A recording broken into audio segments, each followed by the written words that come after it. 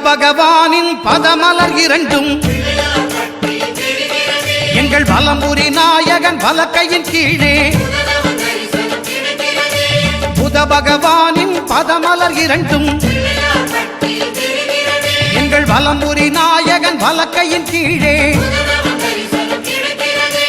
ஞான தேவியின் கணவன் புதனாம் ஞானம் நமக்கு கை கூடும் எங்கள் கற்பகத்தானின் வலக்கை காண வாக்கு வன்மையும் கை சேரும்